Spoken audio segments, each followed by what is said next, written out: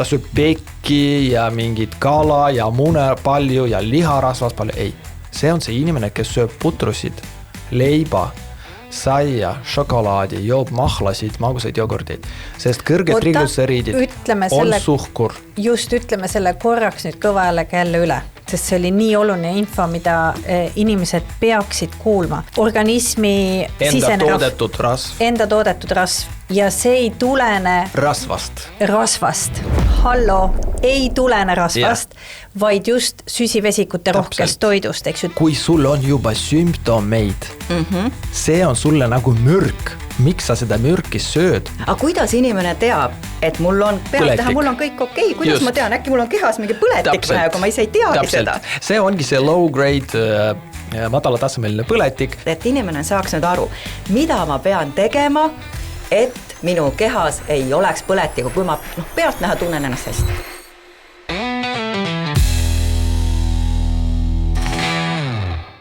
Sa kuuled ja vaatad Rokkidest sajani podcasti, meie oleme Brit ja Kaidi.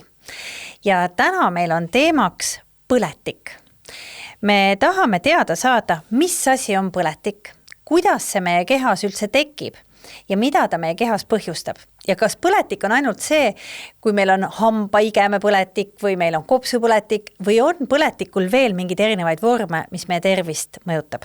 Et teada saada, kui salakaval üks põletik võib olla, selleks me oleme täna külla kutsunud arsti, kelle suguseid on tegelikult Eestis veel väga vähe, aga maailmas üha rohkem. Sellepärast, et inimeste eluiga maailmas pikeneb ja üha rohkem tahetakse elada kaua ja tervelt ja tahetakse teada, mida me ise saame selleks ära teha ja just nimelt sellega tegeleb ennetusmeditsiin.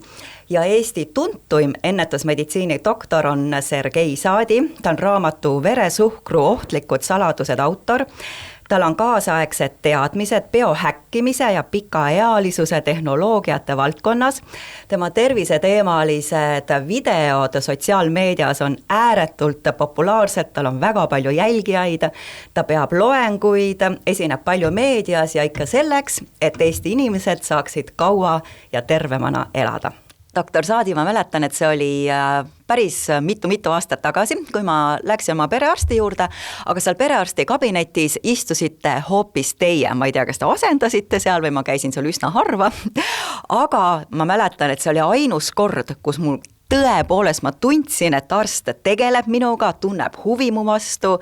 Teie olete mul meeles, ma mäletan, et ma sain abi, te saatsite mind edasi spetsialisti juurde, sest ega neid saatekirju ka väga kergekäeliselt välja ei anta, nii et suur aitäh teile. Aitäh. Aga kuidas siis nende asjadega õieti on?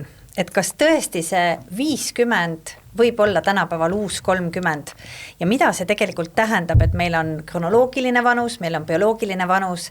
Et juba niimoodi oletatav eluiga võiks meil olla kuskil 110-120 aastat varsti ja see eeskätt tähendab seda, et me ei ela 10 rohuga selle ajani, aga me oleme näiteks oma 70-ndates, 80-ndates veel võib olla mõne ühe metformiiniga, mis natuke aitab veresuhkrut korras hoida. Aga kõik ülejäänud ravimid lisanduvad veel näiteks 100 ja edasi. See on muidugi meie unistus ja selleks, et me kõik jõuaks sellesse ikka ilma haigusteta, peaks oma tervisega tegelema juba peaaegu lapsepõlvest saadik. Tervishoiusüsteemi ülesanne on anda inimestele nii palju teadmisi sellest või selle kohta, et nad ei pea erinevatest allikatest erinevat vasturääkivat infot ise analüüsima, otsima. Kahjuks meie meditsiin, ka Eesti meditsiinisüsteem on üsna ühesuunaline, väga kitsas ja inimesed peavadki otsima erinevatest allikatest infot, mis ei pruugi alati olla tõesti usaldusväärne. Ja see ei tähenda seda, et see info peab 100 uuringuga olema kinnitatud ja tõestatud ja selle kohta on ka uuringud tehtud, ega igat asja maailmas ei ole võimalik uuringuga tõestada. Ja veel, kui rääkida sellest 50. eluaastast näiteks kui elu algusest, täiesti võimalik ja praegu rohkem kasutatakse näiteks hormoonasendusravi nii naistel kui ka meestel ja selle kohta räägitakse ka aina rohkem, et seda kasutamist võib laiendada. Kahjuks peame tõdema, et tegemist on osaliselt sellise sümptomite kustutamisega seotud tegevusega, sest hormonaalset tasakaalu me ei saa normaliseerida hormoonisüstides endale või pealemäärides. Me saame seda normaliseerida või parandada, taastada ainult seest poolt väljapoole. Ja selle poole pealt vaadates ongi meie ülesanne, meie praeguste vanemate ülesande oma laste suhtes, et nad peavad nende tervisega päriselt tegelema juba lapsepõlvest saadik. Ja tulevased vanemad peavad oma tervise peale mõtlema enne, kui jõuab lapse eostumiseni, ütleme nii, mitu kuud või isegi mitu aastat see tulevane lapse vanem peab olema terve. Sellest algab tulevase lapse pikaealisus tema vanemate tervisest, sest naine kannab seda sama munarakku ju edasi ja tema tütar kannab, no mitte seda sama, aga ütleme nii, need geenid viivad edasi sellist teavet, et kas ema oli terve, kas vanaema oli terve ja nii sellel tütarlapsel siis sünnib kas suure geneetilise koormaga laps või tervema laps, et kelle... Ehk siis me saame seda geneetilist eeldust parandada läbi oma elustiili, eks ole, et see ei ole nii, et 4 põlve tagasi olid need hädad ja me peame neid jätkuvalt kordama, vaid et tegelikult see elustiil mõjutab väga palju ka meie geneetikat, mida me edasi pärandame. Sellest räägitakse palju, seda nimetatakse, no neid haigusi on enamus, need on polügeensed haigused, mille eest vastutavad 10 000 või 10 000 geeni. Ei ole võimalik neid kõiki analüüsida, aga näiteks kui teha mõnda geenitesti ja mina näiteks olen kasutanud oma tööst Telmegen testi, no see ei ole reklaam, mul ei ole nendega mingi diili, aga lihtsalt see on hästi selline mugav, see sisaldab üle 400 igasugust näitajad ja suur osa sellest on polügeensed haigused, kõik vähid, no enamus vähkidest, siis kõik muud elustiilihaigused, ülekaal, teistüüpi diabeet, kõrge vererõhk, Alzheimeri tüübi dementsuse vormid, need on kõik elustiilihaigused.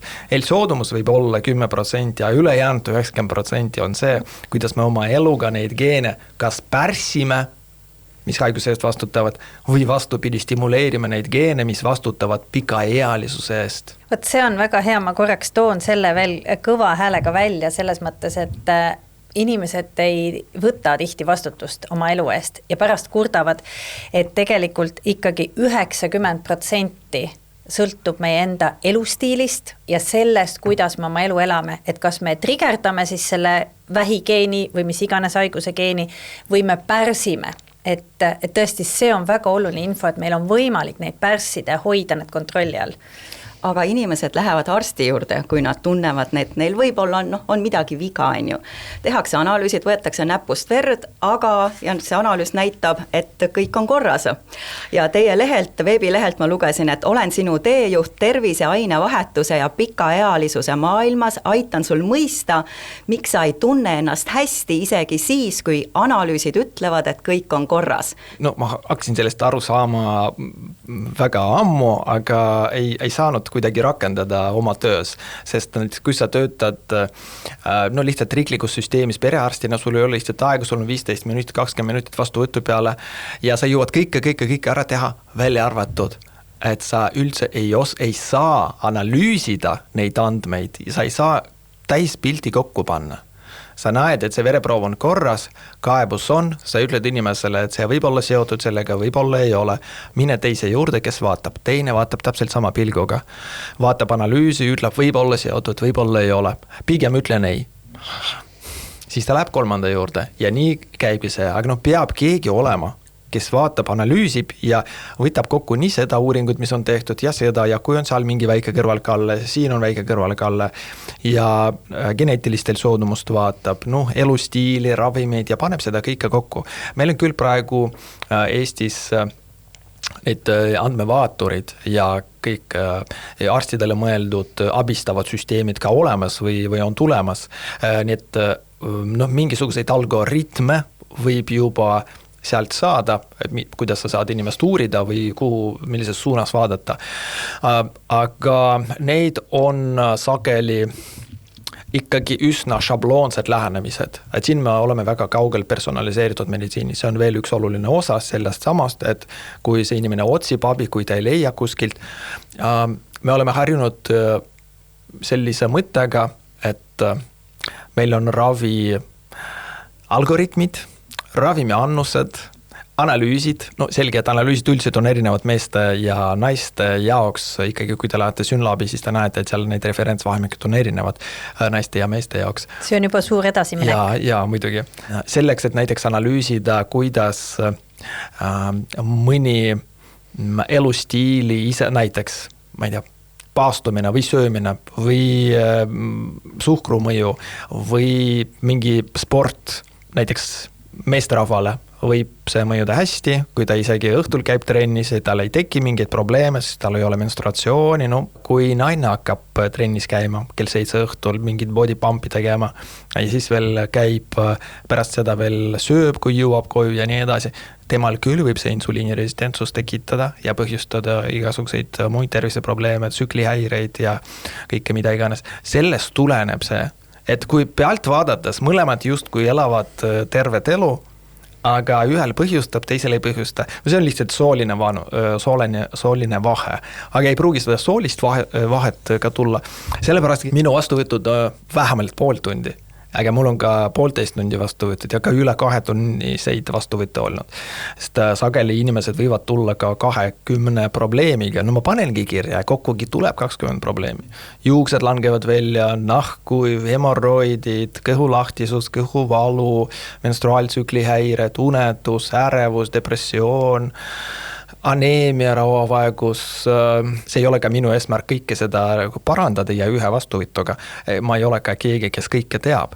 Ma lihtsalt üritan neid asju kokku viia ja midagi sellist enam-vähem arusaadavat ka inimese jaoks nagu pakkuda. Aga huvitav on see, et teie, doktor Saadi, olete arstiharidusega ja teie tulite selle peale, et peaks inimesele lähenema kui päris inimesele. Tervikule ja ma meelega ütlen päris inimesele, sellepärast, et mina olen õnneks olnud eluaeg, just hakkasingi juba noores eas mõtlema, et ma tahaks hästi ja pikaajaliselt elada ja hakkasin tegelema oma tervise toitumisega juba teismeast alates ja kasutama ainult looduskosmeetikat ja ise seda kokku enda jaoks segama ja ei läinud nii-öelda trendidega kaasa, aga kui ma isegi mõtlen ise enda peale, et kui ma olen läinud, eks mul on ikka tulnud ju viirushaigusi või mingid nohud või köhad või mingisuguseid haigusid. Ma ei mäleta kunagi, et ükski arst oleks mulle öelnud, et oi, et teil on praegu haigus, palun vältige suhkrusöömist, mida mina ütlen oma lastele, eks ju. Või et teate, et ma mäletan ühte juhtu, kui ma läksin perearsti juurde, oli ka asendusarst, las ta elab rahus sellena, kes ta on, aga esimene asi, mis ta mulle ütles, kui ma olin seal 42 ja palusin, et kas ma saaksin teha mõned analüüsid, et olla kindel, et ma olen terve, et vanus ju läheb edasi, siis ta soovitas mulle 4 erinevat ravimit võtta sellepärast, et igaks juhuks vererõhuravim ja ma ei mäleta, mis seal kõik oli, ma ütlesin, et aga vabanduse, ma olen täitsa terve inimene, et miks ma peaks võtma ravimit. Ja mitte kordagi ta ei öelnud, et teate, et te olete nüüd üle 40, et te võiksite vähendada suhkurt oma laualt, et miks on niimoodi, et kõik õpivad seda sama arstiteadust ja ometi teie tulite selle peale, mina ei ole arstiteaduse haridusega, tulin selle peale teismeas, et võiks elada tervislikult. Aga et miks teie tulite selle peale ja kõik väga paljud arstid isegi ei vaeva oma südant sellega? See sõltub arsti soovist. Kui me räägime riiklikust süsteemist, seal lihtsalt on ajasurve, seal on rahaline surve, seal on igasugust 100 kohustust, mida sa pead ära täitma ja muidugi patsient on kõige viimasem nendest kohustustest. Uskumatu ja meil on tervishoid. Ma ei taha halvasti just arstidest rääkida, sest probleem ei ole arstides. Et süsteem paneb neid sellises olukorda ütleme nii, kuidas kogu see ülesehitus, et arst ja patsient jäävad kuidagi nii, neil on nagu viimased kohad, et nagu on kõige sellised äärepealsed sellised tegelased, et üldse pole olulised ja keegi ei hooli, kas sa saad terveks. Et see on ainult arsti tahe, kas ta tahab, et sa terveks saaksid või ei taha. Süsteemil on ükskõik sellest, kas sa saad terveks või ei ole. Ütleme, kui te olete haiguslehel näiteks, mida teiega tehakse haiguslehel olemise käigus? 0. Istute kodus, vaatate telerit, sööte oma jäätist ja nii edasi. Kas süsteem soosib paranemist? Ei soosi, te lihtsalt puhkate ja veel puhata ka tuleb osata. Jah, et arstid ei ole siin süüdi ja minule ka praegu kirjutavad paljud kolleegid ka, et nad ka tahaksid ja nad näevad ka seda potentsiaali, nad on näiteks väsinud sellest, et muudkui tõesti kirjutad ravimeid ja siin ei ole midagi erilist, et see on täpselt sama meditsiiniline teadus, lihtsalt sa pead natuke eralduma sellest. Aga siiski, ma ikkagi korraks provotseeriks seda edasi, mitte et süüdistada arste, aga kui mõelda arsti hariduse peale, kuidas käsitletakse siis arsti hariduse jooksul, nad õpivad, eks ju, 8 aastat ja pluss, et tegelikult see ajasurve ei takista ju arstil öelda, et palun võtke oma toidulaualt suhkrutooted ära. Ajasurve... äkki talle pole seda õpetatudki. Vot see ongi minu küsimus, et kuidas siis õpitakse 8 aastat arstiks ja kas tõesti siis ei läheneta inimesele kui tervikule, et tulete teie, sest teie ütlete, et appikene, inimene ongi päris inimene, teda mõjutabki soolestik, toitumine. Pea ja keha ei ole eraldi, see on tegelikult üks tervik. Et kas siis tõesti selle meditsiini hariduse käigus ei soosita seda, et tee inimese toitumine korda, tee tema liikumine korda, kõik see mõjutab, eks ju, inimese tervikut ja põletikku ja ühesõnaga, nagu te aru saate, see tõstab mul vererõhku see teema.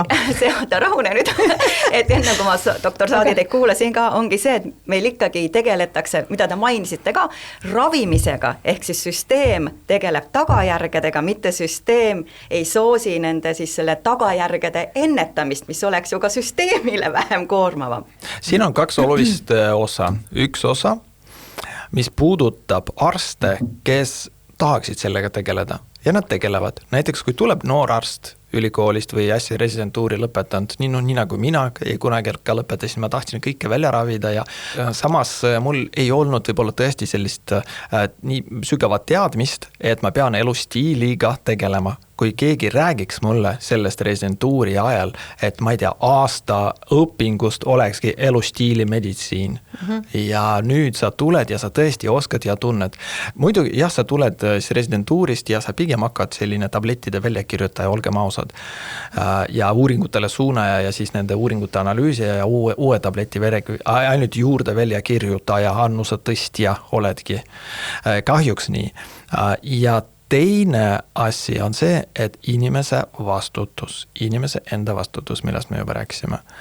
Ma võin rääkida palju ja inimene võib tulla ja maksta mulle, ma ei tea, nii palju, aga ta kuulab ära ja rahulikult läheb ära.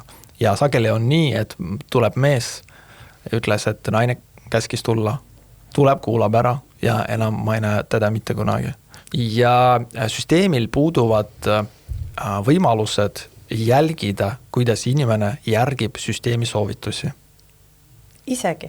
No meil ei ole, üks asja oleks see, kui teil näiteks oleks mingi äpp ja arst määras teile ravimid või näiteks mingit muud sekkumist, et näiteks süüa 5 korra asemele 3 korda päevas või näiteks 15 minutit liikuda pärast sööki või minna varem magama mitte kell 1, vaid näiteks kell 23 ja siis edasi kord nädalas veerand tunni kaupa veel varasema aja peale nihutada ja te äppis peate märkima, et kui te ei märki, siis teil näiteks järgmiseks aastaks Tervisekassa rahas on mingi alarahust, väike, et ei saa nii palju, kui te olete varem saanud.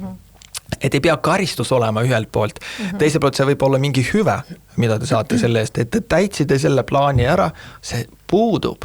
Praegu räägitakse doktor Eero Merilind, kes on meil praegu Riigikogu liige. Eks ma näen, et tema ja näiteks Toomas Toomsoga sellest on päris palju kirjutanud, et ta nagu tahab seda edendada. No muidugi tema ei ole otsustaja, aga kui Eerost rääkida doktor Jolleri sõnavõttudest, ma ei ole just seda kuulnud, et ta just väga tahaks seda ennetusmeditsiini ja neil oleks mingi kindel plaan ja nii edasi. Aga seal on väga palju asju, mida ei osata veel hinnata, mida võib-olla on kuskil kasutuses, aga Eestis keegi ei hakka seda lähiaastatel kasutama, meil ei ole selleks raha, muuks on raha, aga selleks raha ei ole. Põhimõtteliselt, kui tahad olla terve, siis peab ikkagi igaüks võtma ise vastutuse selle eest. Kaidiga me just sellel eesmärgil selle podcasti tegime, et viia naisteni seda praktilist, lihtsat teavet, mida iga naine saaks ise enda jaoks ära teha. Sest see on ju absoluutselt tõesti tõsi, et me tegelikult igaüks vastutame iseenda tervise eest. Ja üks asi, mida tegelikult doktor Saadi te enne just ütlesite, on see, et inimene tuleb vastuvõtule, kulutab kõik selle raha, kuulab, aga see on täpselt nii, nagu väga populaarsed on igasugused raamatud ja coachingud, kuidas saada rikkaks, ja siis inimene kuulab need ära, aga kui sa neid teadmisi ei rakenda oma ellu, siis pole sellest ju mingit kasu. Nii et tegelikult on hea tõdeda, et ikkagi ka see meditsiini suund üritab liikuda õiges suunas ja mida rohkem teiesuguseid vahvaid arste on, kes võtavad tõesti sõna, tõusevad püsti sellest tavalisest rattast, see julgustab ka teisi arste, ka võib-olla oma vastuvõtul lisama, lisateavet ja et sellest on väga hea meel. Jah, aga tuleme nüüd selle põletiku juurde, kui Brit ütles mulle, et Kaidi, me peame tegema episoodi põletikust, siis ma mõtlesin põletikust, aga ma hakkasin ise siis guugeldama, mis see põletik, ma tean, et on põiskoopa põletik või on olnud kopsupõletik, aga kui ma hakkasin siis guugeldama ja lugema artikleid ja siis ma sain teada, et tegelikult võib see meil olla üle keha mingi põletik ja me isegi ei tea seda või tihtipeale pannakse mingid muud, ma ei tea, kas või stress või ärevus või depressioon, aga tegelikult ka see võib olla tingitud mingist põletikust, nii et räägime kõigepealt ära, kes on siis samamoodi ei tea, nagu mina mitte midagi sellest ei teadnud, mis see põletik siis tegelikult on? See on nii põnev teema ja see, millest sa rääkisid praegu, see on ka, seda nimetatakse low-grade inflammation, madalatasemeline põletik. Selle kohta on päris palju artikleid kirjutatud ja seda seostatakse sellist madalatasemelist põletikku ja ma kohe räägin, et kuidas seda saab tuvastada, seda seostatakse erinevate krooniliste haigustega. Ei tähenda seda, et see põletik just põhjustab neid haigusi, vaid see võib olla selline vaikne alus, mis kogu aeg seal olemas, tulevad kõik muud tegurid juurde ja see kõik kokku kuhjub ja tekibki üks või teine. Vähist kindlasti on siin juttu selles kontekstis, aga ka muudest kroonilistest põletikest alla hüpertoonia tõbi, igasugused versioonide ateroskleroos, lupjumine ja Alzheimeri tõbi, dementsus, teist tüüpi diabeet, viljatus, polüsüstilist munasarjad, luu hõrenemine, migreen, artroos, liigeste kulumine ja kaalutõus ja neid ikka väga palju. Aga vanadus ka ja vananemine. Vananemine on ka krooniline põletik. Me teame, et on olemas sellist 12 vananemise märki, 12 hallmarks of aging ja neid hõlmavad, üks nendest on see inflammaging. Inflammation and aging. Nii et kaks sõna kokku pandud ja ongi, sest vananemine ongi selline madalal leegil praadimine või kuidas nagu seda võib nimetada. Sellega meenub Schroomwelli mingi video, kus mees rääkis, et vananemine on haigus ja see on kõik, mis mul sellest videost meeles on ja rohkem seda ma seda ei tahtnud lugeda ega vaadata. Mis päriselt, vananemine on haigus? Või? Seda nimetatakse haiguseks, sest seda, ütleme nii nagu igat muud haigust, seda on võimalik, välja ravida ei ole võimalik, aga on võimalik selle kulgu muuta. Sellest lähtuvalt seda nimetatakse haiguseks, et just teatud sekkumistega on võimalik oma bioloogilist vanust muuta. Küll niimoodi surrogaatsete markerite abil seda tuvastada, aga arvatakse, et neid on üsna selged, üsna täpsed.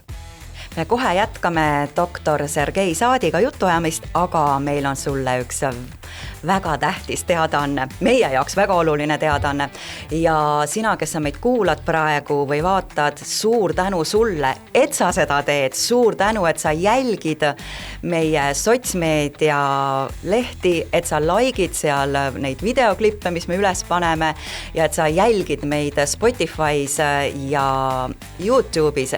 Kuna teid on selle lühikese ajaga tulnud nii palju, siis tegelikult kui me Britiga seda podcasti alustasime, siis me teadsime, et me oleme sellised iseseisvad, hakkame alguses peale pusima ja vaatame, kui paljude inimesteni me jõuame, aga iga asja tegemine nõuab raha. Ja me oleme seda nüüd omast taskust maksnud ja siis tänu sellele, et teid on nii palju tulnud nii lühikese ajaga, oleme meie saanud endale nüüd esimese toetaja. Meil on nii hea meel, et meil on koostööpartner, kes aitab meil kogu seda vajalikku informatsiooni sinuni tuua. Ja meie jaoks on ülitähtis, et see info jõuab teie jaoks teieni tasuta ja sellepärast meil on oluline see, et need koostööpartnerid, kellega me koostööd teeme, et nendel oleks see sama missioon, et naised saaksid väärtuslikku infot, seda infot, millega nad saavad iseennast kohe aidata ja oma elustiili muuta. Ja ma kindlasti rõhutan siin üle, et meie Kaidiga otsustasime seda, et me teeme tõesti koostööd brändidega, kelle tooteid me ise tarvitame, kes seisavad nende samade väärtuste eest, mida me siin ka propageerime ja mida me teile siin räägime läbi erinevate spetsialistide. Ja kuna meil Sergei Saadiga on juttu põletikest, siis Ecosh on siis soovitanud 2 väga head toodet, mis aitab põletikku organismis alandada. Üks on siis kurkumiin koos piperiiniga ja teine on kindlasti D-vitamiin. Ja neid 2 toodet te saate osta Ecosh e-poest 20% soodsamalt, kui te sisestate siis sooduskoodi 100-20. Ecoshi kodulehel kindlasti, kui apteeki lähed, siis see kood ei kehti. Ainult Ecoshi kodulehel, nii et nagu sa aru said, siis meie esimene toetaja on Ecosh. Aitäh, Ecosh! Minnes tagasi põletiku juurde. Meil on olemas erinevatel astmedel põletikud. Näiteks ägedate põletikega me oleme kõik ära harjunud juba taas, ma ei tea, hambapõletik, põskoopu põletik, pimesoole põletik ja kõik mingisugused traumade tagajärjel tekkinud jäsemete põletikud. Aga on olemas neid selliste elundite põletikud või süsteemide põletikud, mille kohta ei räägita, et see on põletik. Näiteks depressioon on põletikuline haigus. On sisulist ajupõletik või närvisüsteemi põletik. Sama asi on ärevus ja bipolaarne häire. Sama on näiteks vähk. Vähi taga on alati põletik. Ja ka nende põletike taga on erinevad mehhanismid. Ma korra segan teid, et vähi puhul aga öeldakse ka, et kui sul on, ma ei tea, emal või vanaemal olnud rinnavähk, siis on sul ka soodumus selleks. Kas siin ikkagi geneetika siis mängib ka rolli? Ja geneetika järgi võib teil olla soodumus suuremale põletikulisele taustale. Et kui me teeme teile geenitesti, siis me näeme, et geenitest näitab, et teil on näiteks kalduvus kõrgemale põletikulisele tasemele, näiteks C-reaktiivne valk teil võib olla kõrgem, teil on neil soodumus sellele vähile, kerge, mõidukas või suur soodumus. Ja kui on see suur risk või väga kõrge risk, see veel ei tähenda, et see haigus kunagi realiseerub, aga ikkagi oma elustiiliga te seda mõjutate. Ja taustal seal võib olla põletik ja oma elustiiliga te mõjutate seda põletik. Te võite seda kas kogu aeg madalal hoida või võite kogu aeg seda hästi kõrgele ajada oma elustiiliga, oma stressiga, magusa söömisega, hilise magaminekuga, sinise valgusega ja nii edasi. Ja. Nii et tegelikult kui on soodumus nendele haigustele, siis kui hoida see põletiku tase kehas hästi madal, ma tegelikult saan need haigused ise ära hoida. Täpselt, 100% on raske garanteerida, et alati võib veel midagi teha. Eks ma üritan küll lahti kirjutada kõike, mida te võiksite teha oma tervise jaoks, aga ka see nimekiri ei pruugi olla täiuslik. Praeguste teadmiste kohaselt see on enam-vähem täiuslik, aga ma ei tea näiteks, et just mingisugune aine on see, mis teie jaoks põhjustab kõige rohkem seda põletikku. Näiteks geenitestidest lähtudes me teame, et inimesed on 3 tüüpi kütikorilased, põllupidajad ja segavariandid ja need kütikorilased halvasti taluvad süsivesikuid. Näiteks seni, kuni me teil seda geenitesti ei tee, me ei saa sellest teada, et teil näiteks süsivesikuid ongi vastu näidustatud sisulist, kõik lihtssuhkrut ja kõik muud asjad. No muidugi mingid juured ja sellised ja marjad on okei.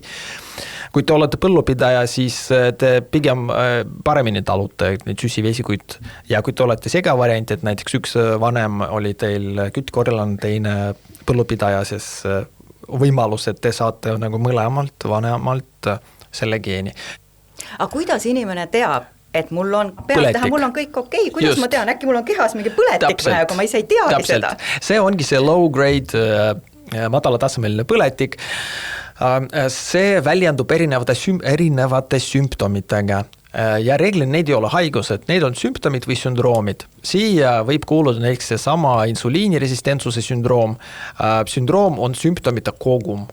See ei ole haigus, selle kohta mingit rahvusvahelises haiguste klassifikaatoris mingit tähistust ei ole, aga me teame, et näiteks insuliiniresistentsuse jaoks ongi tüüpiline kõrge vererõhk, menstruaaltsükli häired, nahanäsad, nahatumenemine voltides, kaela piirkonnas, rinnanäärmete all, kaenlaalusi, kubemes, kõrge kusihappe veres, siis maksanäitajate tõus, kõrged triglütseriidid, ühesõnaga erinevates analüüsides, aga ka päris kehalistes aistingutes või kuidas te välja näete, me saame leida neid sümptomeid, sest kui patsient tuleb vastuvõtule, eile just käis üks patsient vastuvõtul, kui ta tunneb ennast ära, tervitan sind, ja tal on nahanäsad, ta põeb diabeeti, esimest tüüpi diabeeti, ja süstib endale insuliini. Ja insuliin, kui on kõrge, ma just rääkisin, et see insuliiniresistentsus, see on üks sündroom. Ja üks insuliiniresistentsuse sümptomitest, kui patsient tuleb vastuvõtule ja ma näen, et tal on nahanäsad. Ja tal on neid nahanäsasid päris palju, ka näol, ka kulmudel, või mitte kulmudel, aga laugudel ja näiteks kaelal. No mida teeb keskmine inimene? Läheb kosmetoloogia juurde või arsti juurde, emaldatakse ja ongi kõik. Aga see on insuliiniresistentsuse sümptom. Minul on ka. Ja see on põletikud. Näiteks siin ja siukseid tekib nagu juurde. Et ma ei näe, kas need on nahanäsad sul. Ma ei tea, mis neid on, siin on igas ja, aga siin on veel neid, mis kui neid tekib juurde, ja kui neid tekib juurde, ja see võibki olla insuliiniresistentsuse tunnus. See võibki tähendada seda, et sinu kehas rakud on mingist ajast saadik, on seda glükoosi ja tärkliseid nii palju saanud. Ei ole maganud piisavalt nii kaua. EMF-i elektromagnetväljade sees on nii kaua püsinud. Trenni ei ole piisavalt teinud ka nii kaua. Ma olen käinud nahaarsti juures nendega korduvalt. Aga nad ei räägi sulle seda. Ja see tähendabki seda, et need vaesed rakud ei saa enam piisavas koguses energiat toota ja insuliini, hormooni, mida toodab kõhunääre, et glükoosi verest rakkudesse viia, sest meie keha saab toota energiat ja me saame elada ainult tänu sellele, et meie rakkudes mitokondrid, üks selliste erilised raku elanikud, energiajaamad saavad energiat toota, tarbides kas glükoosi, hapnikku ja võib ka rasvu muidugi kasutada. Ja selleks, et nad töötaksid hästi, tasakaal rakkudes peab olema väga paigas, kui palju glükoosi nad saavad tarbida, sest rakud on ju elusad osad sinust. Sa ei tea oma rakkudest mitte midagi. Sa võid süüa jäätist ja siis veel banaani ja siis veel putru ja risotot, eriti siis, kui sa oled puhkusel. Ja siis veel oled teleris, telefonis ja siis veel järgmisel päeval mõtled, et kutsuti sünnipäevale, kas minna või mitte ja siis ikkagi sööd, vaatame sellele, kutsuti sünnipäevale, õhtul ikkagi sööd oma hommikusöögi, siis 2-3 vahepala ja nii edasi. Sinu rakud lihtsalt upuvad selles glükoosis. Sulle tundub, et kõik on enam-vähem hästi. 1-2 kilo juurde tulnud, no ei tea, millest tuli, et võib-olla, ma ei tea, paar nädalat paastun, aga kui sa oled üle 30, üle 40, siis paari nädalase paastuga kahjuks neid kilod enam alla ei lähe. See tähendab, peegeldab seda, et sinu rakkude sees on juba päris mingi asi korrast ära. Päris paljud naised, kes vastuvõtule tulevad, räägivadki seda, et kui ma olin noor, ma võisin paar nädalat lihtsalt, natuke söön vähem, siis võtan neid 5 kilogrammi või 4 kilogrammi maha. Nüüd see sama naine üle-eile käis vastuvõtul ja räägibki, et ta on sportlane, endine, praegu natuke rohkem, kui lõpetas sporti tegemise, kohe üle 10 kilogrammi juurde tuli. See tähendabki seda, et mingi ajani rakud olid enam-vähem normaalses seisus. Nüüd, kui ta lõpetas selles, ilmselt oli mingi viimane tilk ja siis rohkem stressi ja laps ja kõik see. Ja see põhjustakski sellesse kroonilise põletiku. Kuidas seda tuvastada muud moodi? Võib vereprooviga tuvastada. Meil on olemas näiteks vereanalüüsid, sellised tüüpilised põletiku tuvastamiseks mõeldud analüüsid. C-reaktiivne valk, CRP, mida näiteks te annate, kui teil on kopsupõletik või mingi muu. Sellega on üks aga. Laboris labori referentsväärtustes norm on alla 5. Aga optimaalne tasu on vähem kui 0,12. See tähendab seda, et sinu kehas ei ole mingit põletikku, muidugi ainult sellega on raske piirduda. Nii et kui sa järgmine kord lähed, teed vereproovi ja sinu C-reaktiivne valk on näiteks 1,5, see ei ole enam optimaalne. Muide, Ameerika südameassotsiatsioon sellest aastast soovitab kontrollida juurde 9 riski, et see oleks üks riski teguri hindaja või hindamistest kõrge tundlikkusega C-reaktiivne valk. Kui see on üle 1, see juba tähendab seda, et sellel inimesel näiteks ülekaaluga või kõrgenenud vererõhuga on suurem risk saada tüsistusi, näiteks südameinfarkti või ajuinfarkti. Seni, kuni sa proovi ei anna, sa ei saa sellest teada ja isegi siis, kui sa annad, aga sina või sinu arst ei pööre sellele tähelepanu ja ütleb, et see on referentsvahemikus, sa ikkagi arvad, et kõik on hästi. No ma mõtlengi, kas ma saan minna, kui ma lähen perearsti juurde, mulle küll nüüd perearst viimane kord ütles, et okei, et kui terveks saate, et siis tulge, et siis teeme selle, et kontrollime siis, on ju, aga mina ei oska ju talle öelda, mida ta seal veres peab vaatama. Tõesti, sest meil puudub see süsteem, meil on ainult süsteem haigete inimeste raviks, meil ei ole süsteemi tervete inimeste käsitlemiseks, nõustamiseks, selleks, et haigust ei tekiks. Meil ei ole ka sellist süsteemi selliste inimeste jaoks, kellel on juba mingi väike haigus, kes on 1-2 kilo ülekaaluga, kellel on piiripealne vererõhk, kellel on piiripealne veresuhkur, nemad on ka arstisüsteemist väljas. Et võib olla õde, et arst ütleb, vaata, et sellel on mingi, ma ei tea, piiripealne veresuhkur, mida see vaene õde, pereõde, kellel pole üldse aega, mida ta võib-olla soovitab vaadata mingit kodulehte või midagi sellist, aga seal ei ole ka õiget infot, seal on kirjutatud toituge tervislikult. Lähed Tai kodulehele, vaatad, et tervislikult toitumine, et ikkagi kartulit ja leib ja puuviljad, aga banaanid, miks mitte, eks ole, ja mangod, ananassid, kõik on ju puuviljad ja smuutid on ju ka puuviljad ja mahlad on ka puuviljad. Nii et ja teed trenni, mis tähendab 150 minutit nädalas? Koeraga jalutan. Kas sellest piisab, kas see ongi see 150 minutit nädalas? Kes selgitab sellele patsiendile, kes sulle seda selgitab? Ja see täpselt sama asi vereproovidega. See C-reaktiivne valk on ainult üks asi. Meil on ka näiteks ferritiin. Ferritiin on nagu rauadepoo näid. Aga see on ka põletiku näid. Naistel peaks olema 50-100 vahel, umbes meestele võib ka kuskil 100 ringis olla, aga referentsvahemik Synlabis on kuni 300-ni. Kas sinu tase, näiteks meestel on kuni 370-ni. Kui on see 369, see on endiselt norm. Ja kui on see 11, see on ka norm. Mis on sinu norm? Kuidas seda siis teada saab? Keegi ei tea, meil ei ole selliseid andmeid. Kui sa isegi minu juurde tuled vastuvõtule, ma ei tea, aga me teame, et meil on optimaalsed näitajad, keskmised optimaalsed, mitte nii laias vahemikus. Me teame, et naistel peab olema kuskil 100 juures. Uuringud on tehtud, et kui naistel on ferritiini tase 100 juures, selle juures nende põletiku tasemed on madalad. Kui meestel on ferritiin 100 juures, on ka põletiku tasemed madalad. Kui see läheb nii ülespoole kui ka allapoole, juba tähendab kuskil midagi on korrast ära, kas raud on liiga madal või kuhub seda põletiku mingi maksarasvastumist tekib.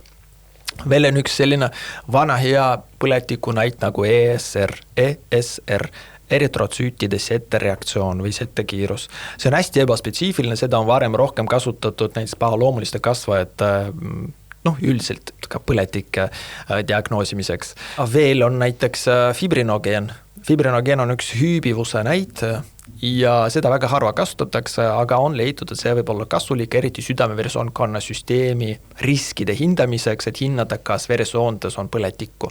On ka muid näitajad. Näiteks, kui me vaatame seda sama kolesterooli paneeli, mis on selline odav sõeluuring, lähed perearstile ja sul tellitakse seal 5 analüüsi: üldkolesterool, LDL ehk nii-öelda halb kolesterool, HDL ehk nii-öelda hea kolesterool, triglütseriidid on selline vaba rasv, mis veres ringleb ja see on vaba rasv, mida sinu maks toodab söödud süsivesikutest.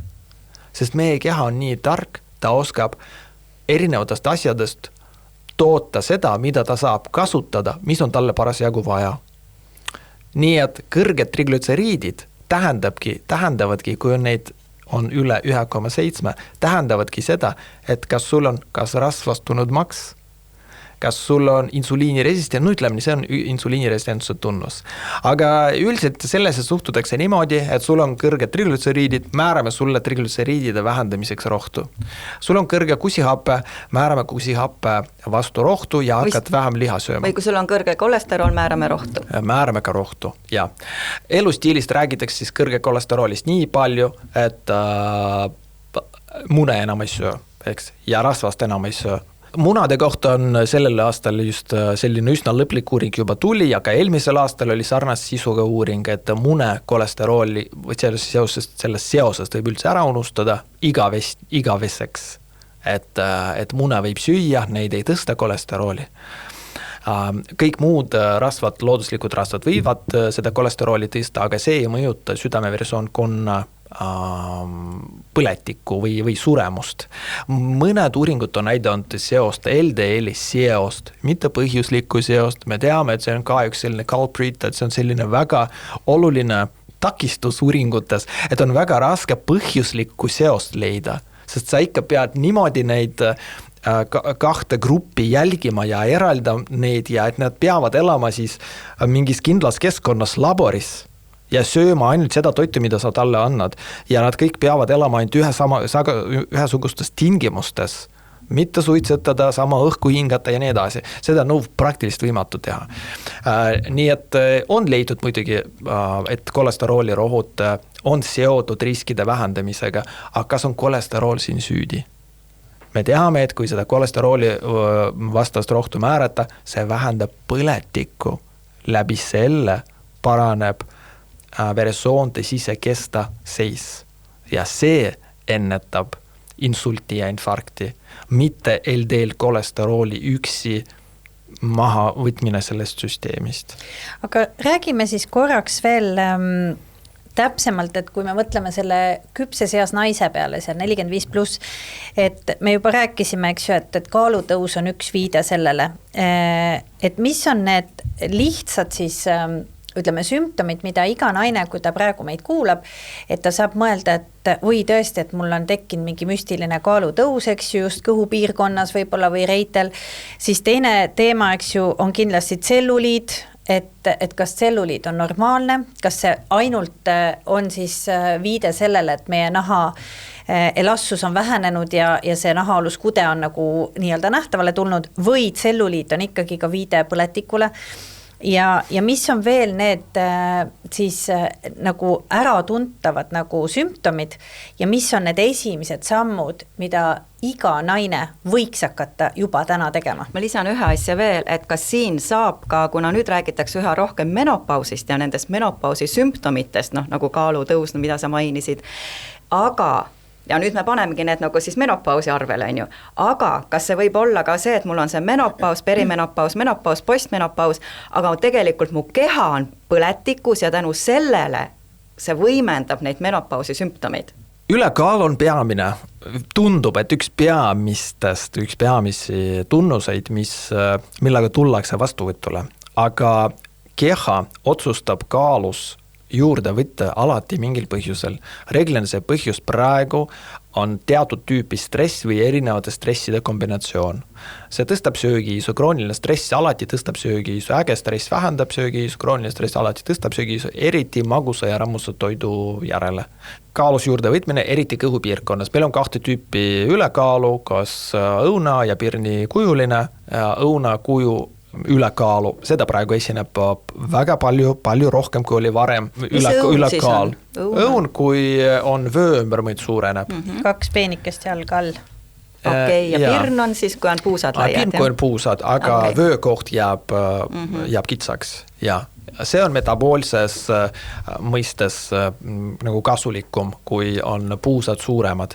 Et on leitud, et need naised on tervemad kui need, kellel on lihtsalt suur kõht ja vöömõrmõit on hästi lai. Üldiselt meie vöömõrmõit peab olema väiksem number kui pool pikkusest sentimeetrites. Väiksem number. Naistel mida väiksem, seda parem. 70 sentimeetri juures võiks igal naisel olla vöömõrmõit. Igas vanuses vähemalt kuni... See talje siis või? Ja talje. Mis palju see oli? No 70 juures. mitte rohkem siis. No kuskil 70 juures ja see sõltub muidugi teie pikkusest ja no ütleme nii üldse keha ehitusest, aga noh, kuskil niimoodi. No umbes 60. eluaastani või 63. eluaastani, sest siis juba on selline periood, kus keha võibki loomulikult rasva veidi rohkem talletada ja seda rasva, sest naisel perimenopausis hakkab rohkem olema meessuguhormooni ja meessuguhormoon nagu suhteline testosterooni üle kaal tekib ja testosteroon naistel soodustab rasva ladestumist kõhtu. No üldiselt see ootab kõiki, nii mehi kui ka naisi vananedes, et rasva rohkem ladestub kõhtu, aga naistel just testosteroon on see põhjustaja. Tselluliit võib igas vanuses tekkida ja tselluliiti peetakse insuliiniresistentsuse sümptomiks. Tselluliidist ei ole võimalik lahti saada ei rasvaimuga ega krüolipolüüsiga ega kui jaas ei pea sinna minema kannatama. Et võid teha neid kalleid protseduure, aga kasu pole midagi. Ja ma ütlen teile veelgi ja ma olen sellest ka varem kirjutanud, et kriolipolüüs ja rasvaimu on üldiselt oma olemuselt hästi kahjulikud protseduurid. Miks? Sest nende käigus te hävitate oma naha all asuvat rasvarakke. Kui me hävitame seda naha alust rasvkude, neid rasvarakke me ei saa enam juurde mitte kunagi, neid ei kasva juurde. Ja see on kõige ohutum koht, kuhu keha võib talletada energiat ja rasva. Kõige suurem probleem naistele, kes pöörduvad sinna, et neil rasva hakkab kogunema sisse, mitte naha alla. See kiht naha all võib natuke kasvada, aga see on ohutu. Kui sinu vöömbermõõt hakkab tõusma, vaat see on juba ohtlik, siis, no mul on lihtsalt tuttavaid, ka arstide hulgast, kes tegid endale sellise protseduuri. Ma rääkisin neile, selgitasin, et see on kõige ohutum rasv, mis siin üldse olla võib ja see ei ole sinu ülekaalu põhjus, et muidugi see korrigeerib natuke, aga kuhu pärast, kui me eemaldame neid, rikume neid rakke, kuhu pärast keha hakkab rasva talletama, ta hakkab talletama mujale. Ta talletab kätte, ta talletab jalgadesse, tagumikku, tekitades, põhjustades tselluliiti, ta talletab sisse sisalundite vahele, mis on kõige ohtlikum ja põletiku toodev rasv.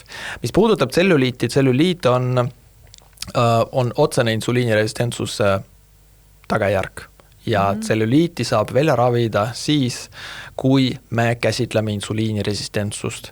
Ehk reeglina selleks tuleb naist üle viia ketogeensele toitumisele ja näiteks 3-4 kuud olla ketogeensel toitumisel ja siis juba on näha, kuidas tselluliit hakkab ära kaduma. Muud moodi sellest ei ole võimalik lahti saada. Kas see ketogeenne siis on ikkagi nii, nagu mingil hetkel see ketodieet välja pakuti, et täiesti süsivesiku vaene? Seal süsivesikut ei ole 0. 0 süsivesikuga toitumine on näiteks karnivoor toitumine, lihasööja toitumine, kus sa söögi ainult liha ja muna. Nii et kuni 20 grammi süsivesikuid ühes päevas on lubatud ketogeensel toitumisel. Ühes keskmises banaanis on 20 grammi süsivesikuid. 100 grammis keedetud riisis on umbes 25-30 grammi süsivesikuid. 100 grammis kapsas 3 grammi süsivesikuid. Pähklites, pekani pähklites on näiteks 4 grammi 100 grammis, aga India pähklites on kuni 25 grammi süsivesikuid 100 grammis. Marjades 5-6 grammi 100 grammi kohta. Kõik peas need. No ma lihtsalt kasutan seda ja iga päev, nii et jõustus on 0. Aga juustus on ju sool ja kõik muud asjad. No ma väga sellepärast väga ei muretseks, lihtsalt juustus, kui me räägime näiteks kaalu alandamisest või sellistest protsessidest, kus on ka hormoonid kaasatud. Piimatooted sisaldavad, see on ju toit, mis on mõeldud noore keha kasvamiseks ja see sisaldab ka kasvuhormoone. Üks nendest on insuliini sarnane kasvufaktor IGF-1 ja see IGF-1 võib ka soodustada rasvarakkude kasvu, mida meil ei ole vaja, kui me soovime kaalust alla võtta. Nii sellepärast ketogeensel toitumisel või siis, kui me pigem soovime sellist ainevastuslikku tervist parandada, piimatooted võivad olla osa meie menüüst, aga mitte nii suures koguses, et muidu see soodustab meie muude võib-olla rakkude, sealhulgas ka rasvarakkude kasvu. Meil on ka muid igasuguseid probleeme, mis naistel tekivad, taas meeleolu kõikumised ja see depressioon ja ärevus, eriti 40+ ja PMS näiteks võib ka veel, kui varem ei olnud niivõrd väljendunud ja aga nüüd võib tõesti olla nii jube, et EMO-s käibki see naine kord kuus ja nii edasi, aga reeglina me näeme, et see naine on ülekaaluga. Ja me räägime siin ideaalkaalust. Me kõik teame, mis on meie ideaalkaal. Üldiselt keskmise inimese jaoks on see kaal, mis oli meil enne 20. eluaastat. Kui me siis olime, ütleme, ka oma ideaalkaalus, sest mõned on juba Norgiast, lapsepõlvest ja juba sellised priskemad. Saab ka internetis leida ideal body weight calculator, et ideaal kehamassi kalkulaator ja seal sa sisestad sugu ja pikkus ja siis ta arvutab välja. See umbes pikkus -105, 107 umbes keskmiselt. Ja see ongi sinu ideaalkehakaal, mis naistel peaks püsima kuni 60. 63. eluaastani. Aga siis võib seda kaalu natuke juurde tulla just rasva arvelt, sest rasv hoiab ka, see toodab ju östrogeene natuke juurde. Ja see aitab naistel luude hõrenemist ennetada. Ma muide tahtsin veel tuua siia näiteks, et vist äkki lugesite ka, mingi aeg see ringles Facebookis, oli üks uuring mingi 30 aastat tagasi tehtud, kus oli hõimudes uuriti, et naised saavad menopausi ajal olla absoluutselt ilma sümptomiteta. Sõltub keskkonnast. Aga nii, et saab olla nii tõesti, et saab olla ikkagi nii, et see naine võib ka elada ilma sümptomitata, sellel raskemal ajal võib olla tema elus või teistsugusel ajal. Ja on ka võimalik, et tal ei ole ülekaalu, aga seespoolt ta on ikkagi haige. Ja seda ongi sellist naiste fenotüüpi, neid inimesi on umbes 20-30% elanikkonnast, neid nimetatakse TOFI, thin outside, fat inside, väljastpoolt sale, seespoolt paks.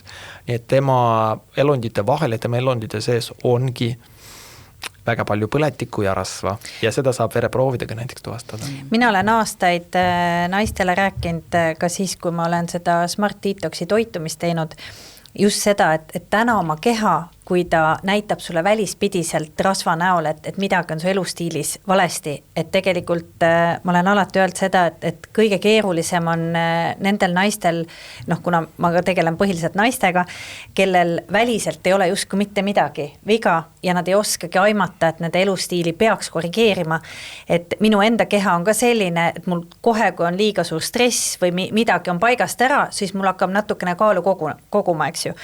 Ja siis ma alati julgustan neid, kes on võib-olla natuke korpulentsemad ja kes tahavad sellega tegeleda, ma ütlen, et ärge vihake oma keha, vaid tehke pai ja tänage, et ta annab teile märku välispidiselt.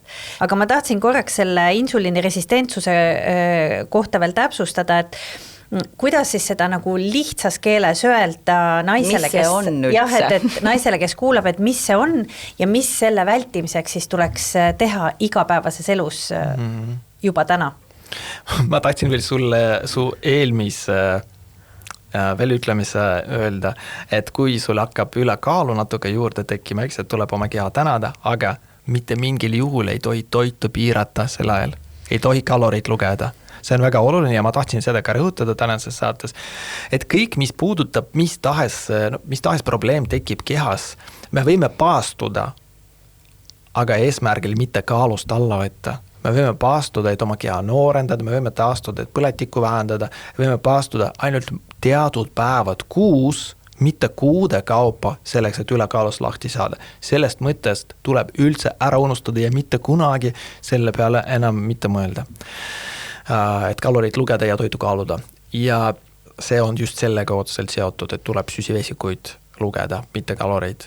Insuliiniresistentsus on sündroom, mille käigus sinu rakud ei saa enam signaali väikesest insuliinikogusest selleks, et nad saaksid oma tööd normaalselt teha. Seda võib võrrelda näiteks alkoholi liigtarvitamisega alkohoolikul, kelle keha harjub lihtsalt selle signaaliga ära. Muidu, milleks meil insuliini on? Teate, et esimest tüüpi diabeediga inimesed süstivad endale insuliini, sest nende kõhunääre ei tooda seda. Nad süstivad endale. Muidu nad võivad süüa midagi magusat ja nende veresuhkur ringlebki veres seni, kuni nad ära surevad.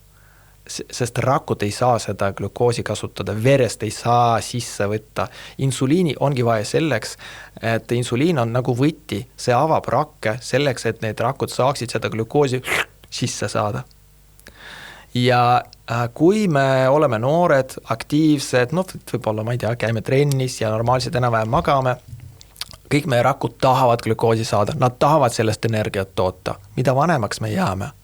Ei maga, stress, alkohol, no ma ei tea, suid, söökluubid ja nii edasi, mingid öövahetused, rakud väsivad sellest liigsest glükoosi pommitamisest ära.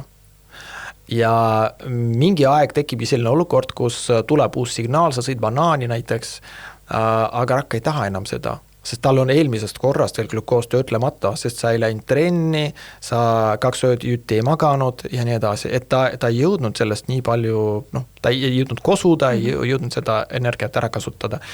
Aga ikkagi sa ei saa seda glükoosi välja pissida ega välja higistada. Su keha peab seda kas selle sama vaese rakku sisse ikkagi kuidagi ära paigutama või su lihased peavad seda ära kasutama, aga sa ju trenni ei lähe, eks? Kahjuks mitte.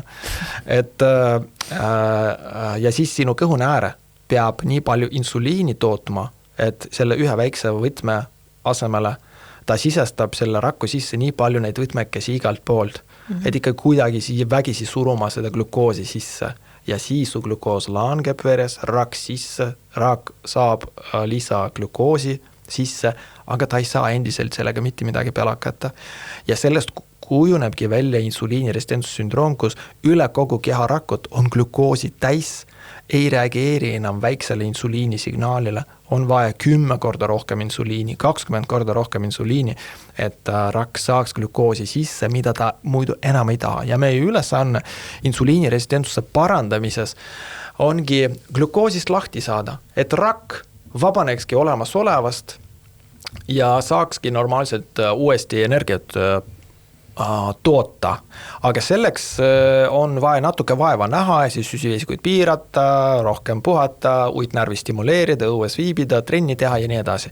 Kuidas ma tean, et mul see on? Just.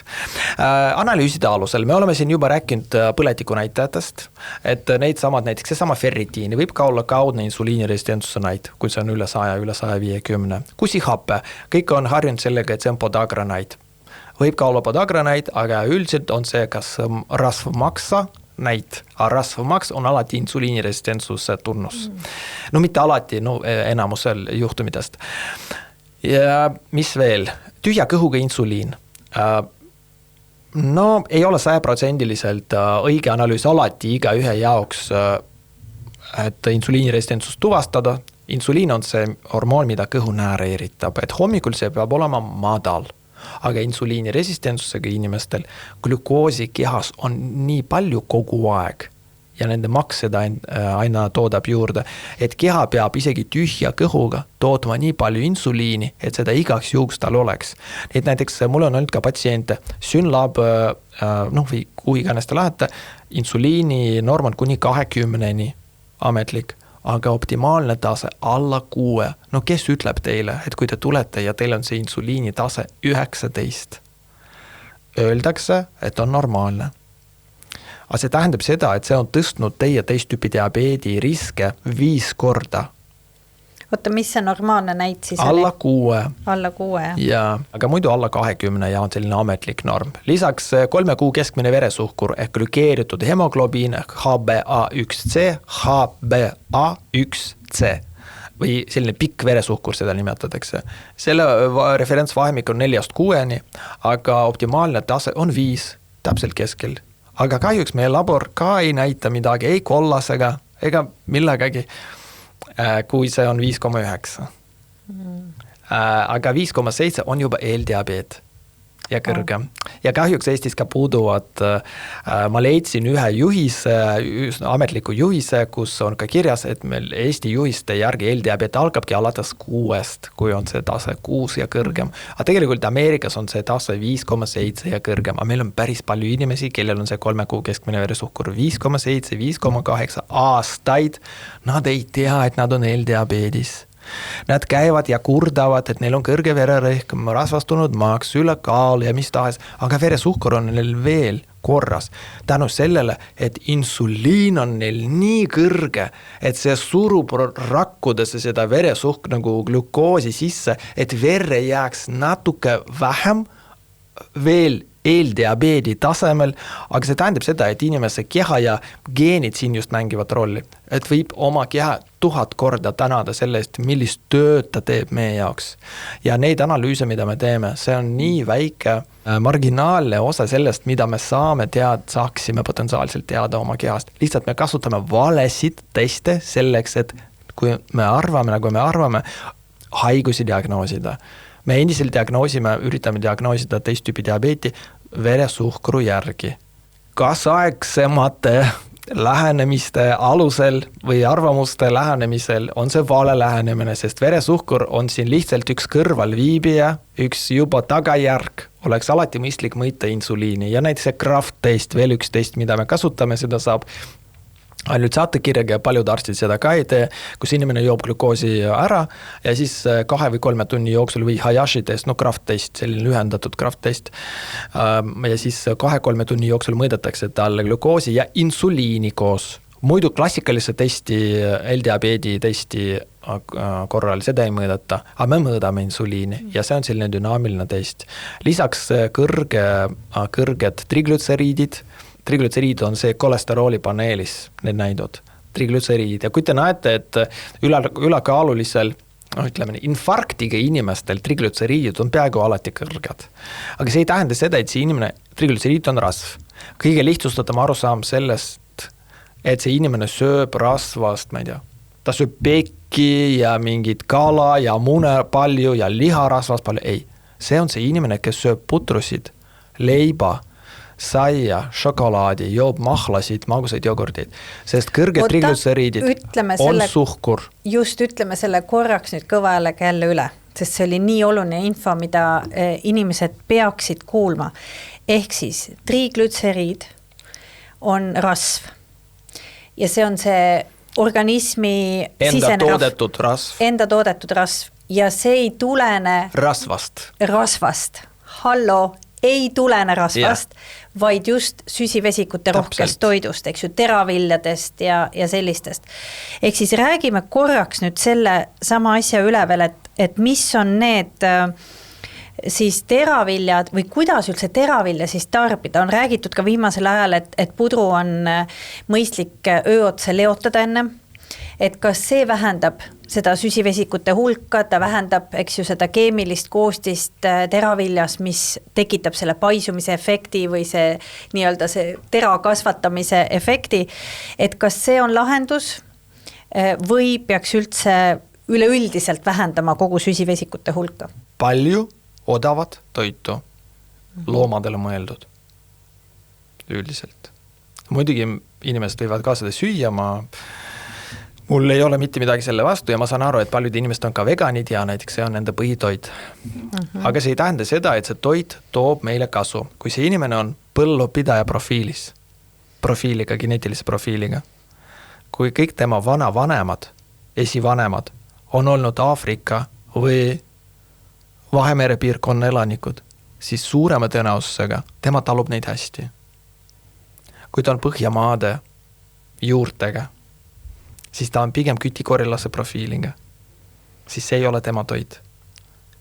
Selleks, et mitokondriaalne DNA koos oma ensüümidega muutuks, kulub keskmiselt, need on oletuslikud andmed 24 põlvkonda, et umbes 2000 aastat selleks, et sinu ensüümid kehas, kõik need geenisüsteemid kohaneksid selle uue kohaga, kus sa hakkad elama. Me võime tunda ennast hästi selle juures, aga nii et sellest tulenevalt, et mingid toitu, nii, kõik need leotamised ja kõik muud, ei tea, ma ei ole kindel, et see on õige viis, ühesõnaga võib otsida igasuguseid vabandusi ja viise, kuidas seda nii-öelda kohandada ja parandada, aga näiteks mina ei talu teravilju, ma olen korduvalt endale CGM monitorist ja glükoosi monitori peale pannud ja ma olen aru saanud, et ma ei talu puuvilja, siis ma tegin endale geenitesti ja ma saingi aru, et mul ongi kütikorjalase profiil, ma lihtsalt ei talu ei kartulitega, putrusidega, kõike seda. No on vahe näiteks pseudo- ja päris teraviljade vahel, näiteks kõik need tatrad ja tatar, hirs, quinoa ja amarant on pseudoteraviljad, sisuliselt seemned. Seal on natuke rohkem valku, võib-olla natuke vähem söögivilju, aga ikka see on tärklis.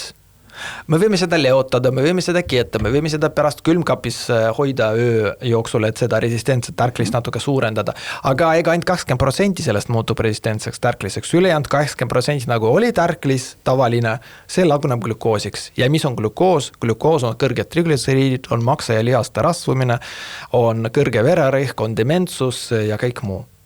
Ja mis teie siis ütlete, et teraviljad tegelikult on meile halvad, me räägime nüüd sellest 45+ naisest, on ju? Ja kahjuks on need halvad, see ei ole kindlasti igapäevaseks toitumiseks mõeldud toit, eriti siis, kui sul juba on sümptomid, mis viitavad insuliiniresistentsusele, ehk siis sellele olukorrale, kus sinu rakud on juba aastaid süsivesikuid, teravilju sealhulgas üle saanud, et sul on tekkinud süsivesikute talumatus, nagu laktoosi või gluteeni talumatus, et sinu rakud enam ei saa kasu nendest süsivesikutest. See on lihtsalt kahjulik. Näiteks, kord paari nädala tagant võib tatart süüa, mul ei ole selle vastu mitte midagi, aga mitte, et lihtsalt oleks ainult tatar ja veel mingisuguse, ma ei tea, moosika, näiteks vene kultuuris on see tatrapudra ainult magus, eks ole, et kui ma alles kolisin Eestisse, et see minu jaoks oli üllatus, et siin süüakse tatart nagu soolasena. Peekoni ja sibulaga. Ja, ma olen kodus alati söönud näiteks piima ja suhkruga või moosiga, et nii, et muud varianti ei olnudki. Aga kas on vahe siis sellel pruunil nii-öelda tatral ja toortatral? Suurt vahet ei ole ja need uuringud on tehtud, et natuke kiudaineid võib olla, ütleme, kui me räägime näiteks pruuniriisist ja tavalisest riisist ja et asi on kiudainet natuke takistavad nende süsivesikute imendumist, aga suurt vahet ei ole, ma oma loengutel mõnikord toon välja üks selline David Unwin vist, tema poolt on loodud sellised tabelid, kus ta võrdleb erinevat toitu suhkru kogusega umbes, mida keha oleks saanud, kui tegemist oleks lusikates suhkruga, ala. Ja seal oli pruuni ja valge riisi vahel ainult üks lusikas vahe. Aga mis ma tahtsin veel öelda, et kõige ökomüsli, ma olen ka ostnud praegu neid Saaremaa öko-tatramüsli, minu veresuhkur taas 11, väga kõrge. Ja me ei tea sellest seni, kuni me ei mõõda. Me ei tea sellest, kuni me ei oska hinnata meie keha signaale. Taas, kui sellel naisel on menstruaaltsükli häireid, polütsüstilisi munasarju, liigkarvasus kehal, depressiooni, ärevust, unehäireid, luu hõrenemist, mingeid korduvaid murdusid, migreenid, kõrge kolesterool, kõrge kusihappe, piiripealne veresuhkur, need on kõik insuliiniresistentsussümptomid. Need on kõik sümptomid sellest, et sa oled juba üle söönud süsivesikuid, banaane, smuutisid, oma koduaja pirnidest ja õuntest tehtud mahlasid üle joonud ja nii edasi. See on ka halb. Jaa, muidugi. See on fruktoosi tõmmis. See on suhkruvesi. Söö üks õun päevas ja oled terve, öeldakse. Aga vaadake, meil ei olnud ju kunagi neid mahlapresse, et need mahlapressid, neid mahlasid hakati ma ei tea, võib-olla 300 aastat tagasi ainult, võib-olla kui siis varem, aga neid ei joodud liitride kaupa nagu meil praegu. Ja lastele ka ei antud liitride kaupa nagu praegu. Ja kui me ostame praegu last jooki, neid kõrrejoogid. Need on suhkrud ja keemia. Jaa, aga sina räägid praegu sellest, lapse vanem arvab, et see on kõige parem jook maailmas. Ma tean seda, mu laps on nüüd 23, aga kui ta oli väike, ma ostsin talle ka neid naksitrallidega, neid mahlajooke, arvasin, nad väga tervislik. Just. See sisaldab glükoosi, fruktoosi siirupid ja sellepärastki me ka osaliselt ei saa aru, miks need lapsed pärast laste pidudel käimist veel 3 päeva nagu lihtsalt pöörased, et see ongi see, et suhkur ajab kõik need süsteemid ajus nii sassi ja mitte ainult lastele, aga täiskasvanutel. Kui sa tööl muudkui sööd, sul on mingi šokolaad ja siis komm ja siis arstidele sageli ka tuuakse endiselt mingid šokolaadi, tead, ja mul oli üks patsient, ma olin talle nii tänulik, ta on mulle toonud pestot ja lechot. Nii et üks vanem proua oli, kes alati midagi kaasa võtnud.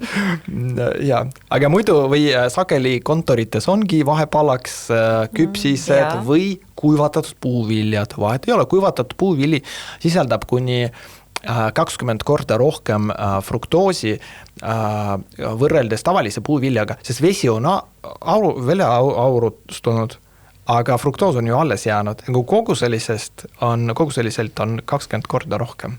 Ma tunnistan ausalt, kui me nüüd oleme neid episoode siin teinud, Rokkides sajani Britiga koos, siis mina enam ei tea üldse, mida mina süüa võin ja kuidas, et ma püsiksin terve.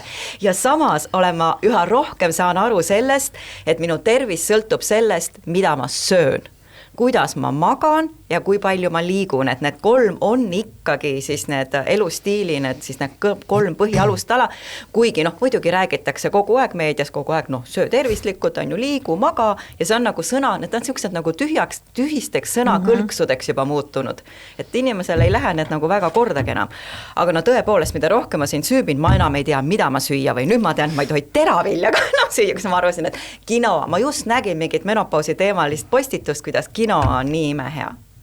Ma ei välista 100% teravilju, selge see on palju parem kui šokolaadid, mingi piimašokolaaditükk või sarvesai või midagi sellist, selge see on parem. Aga kui sul on juba sümptomeid, see on sulle nagu mürk, miks sa seda mürki sööd, mis selle haiguse esile kutsus?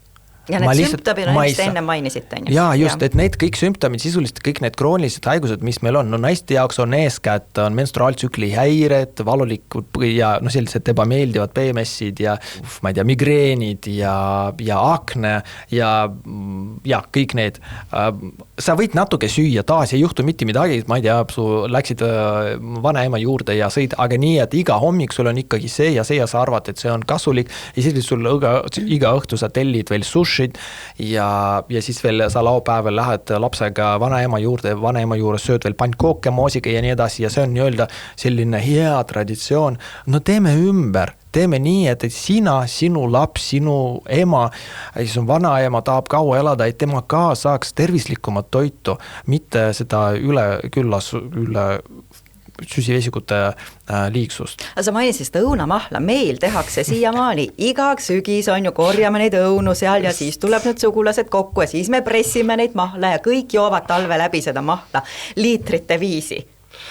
Mis me selle keldritäie mahlaga nüüd teeme siis? ja kahjuks nii, seda võib ära kääritada ja siis väga head siidri, just siidrit. Ja, või kombutšat teha. Ja, see on väga hea lahendus, aga muidu, et just see õunas ja viljaliha oleks kõige kasulikum kogu selles protsessis, mitte just mahla oleks vaja välja ära visata ja kelle, ma ei tea, ühesõnaga sellega ei ole väga midagi teha kahjuks, sest loodus nägi ette nii, et me tarbime süsivesikute rikkaid, fruktoosi rikkaid toite ainult suvel ja sügise alguses.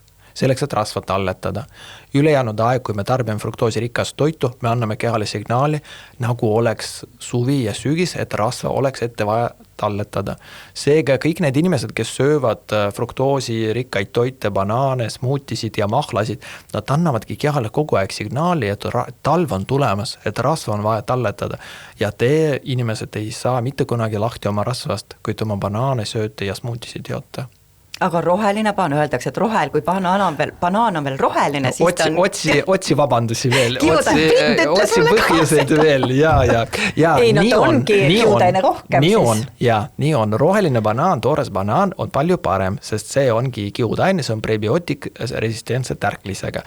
Ja ma olen ka ühe uuringu lugenud, kus uuriti inimesi, neid, kes on söönud see roheline banaan päevas, aga see oli kuskil Ladina-Ameerikas, neil on vist seal väiksemad need päris nagu söömiseks mõeldud banaanid. Nendel oli 20% vähem bensoole vähi tõenäosust tüüst tänu sellele, et see on nii kasulik mikrofloorale.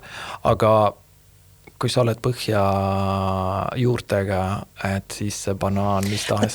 Aga alati vali puuvilja just toorem puuvili on alati parem, rohelisem, kõvem. Toore sõõmbar kõhu valutama. See tähendab seda, et sa lihtsalt ei talu. Mina olen väga tundlik inimene, selles mõttes, et ma tunnen oma keha väga hästi ja üritan nagu aru saada, et mis mul viga on. Aga kuidas tavalisel inimesel need...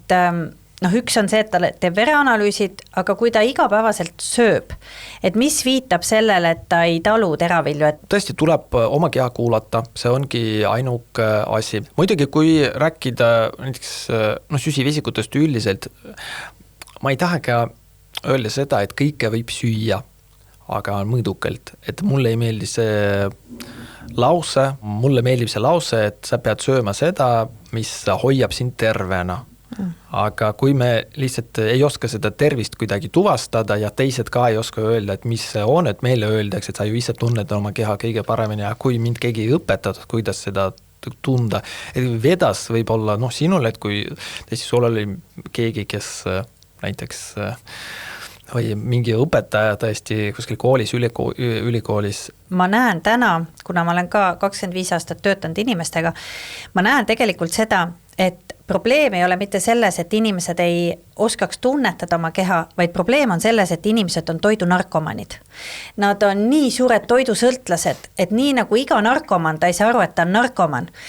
Ja tal on vaja lihtsalt järgmist, seda doosi peale, et saada see, mis iganes siis petlik esimene kord, mida ta koges. Mul on tunne, et selles on tegelikult kõige suurem probleem, et inimesed on nii suured narkomanid, et nad enam ei saagi aru, mis toiduaine neile sobib, mis neile põhjustab vaevusi. Ja siis me peame välja sõluma, mis on need toidud, mis põhjustavad sõltuvust. Kui rääkida nendest teraviljadest, neid ongi neid ainet, sest süsivesikud alati, süsivesik, teraviljad on, lõpuks on see glükoos. Me sellega ei saa mitte midagi teha. Mis tahes kõige mahedam teravili, toor või töödeldud, see lõpuks on glükoos. Ehk tegemist on sisuliselt, purksi kukliga või sajakesega. Nagu suurt vahet ei ole, sinu keha jaoks vahet ei ole. Mis tähendab, et tõstab siis veresuhkrut? Jaa, et seal võib olla natuke kiudaineid rohkem sees, natuke vitamiine rohkem sees, aga lõpuks see on glükoos. Kui su keha on juba seda glükoosi aastakümneid üle nagu saanud liiga palju, lapsepõlves siis igasugused sõrnikud ja pelmeenid, vanaema poolt taas mingid moosid, värgid. Täiskasvanu eas meie keha enam ei suuda seda taluda. Pärast 30-35 eluaastat me juba liigume sinna loodusliku insuliiniresistentsusse poole, et me muutumegi insuliiniresistentsemaks. Meie kehad töötlevad süsivesikuid halvemini, et kui sa oled oma 40-ndates söönud või sööd endiselt, ühe õuna ja arvad, et see on okei, kahjuks mitte. Kui sa olid oma 20-ndates, siis see oli okei. Aga nüüd su keha on juba vanemaks jäänud. Ta ei suuda seda õuna läbi töödelda. Sama asi on ka kartuliga ja riisiga, kui sa oled 2 kartuliga ära harjunud ja sa oled viimased, 20 aastat 2 kartulit oma taldrikule peale pannud, kahjuks mitte, see rong on läinud juba. Hakkad panema ainult 1 ja veel 10 aasta pärast pool, sest sinu keha ei saa seda töödelda. Niimoodi tuleb selles suhtuda. Kas isegi see teravilja hapendamine ei nulli ära seda... see ongi hapusai. Ei, hapusai. Okay. Või näiteks ka rääkis sellised, näiteks see nõukogude ajal oli nagu populaarne, selline hapendati ka. See vähendab natuke, aga taas me otsime võimalusi, kuidas vähendada negatiivset mõju, olles juba haige keha omanik. Aga kui ei ole haige? Sa arvad, et sa ei ole? Kas ma saan õigesti aru, et kõik see glükoos ja need moosiga pannkoogid, mis ma olen lapsena söönud ja aastakümneid on ju, et kõik see toit tegelikult tekitab siis seda lõu või seda vaikset põletikku minu kehas?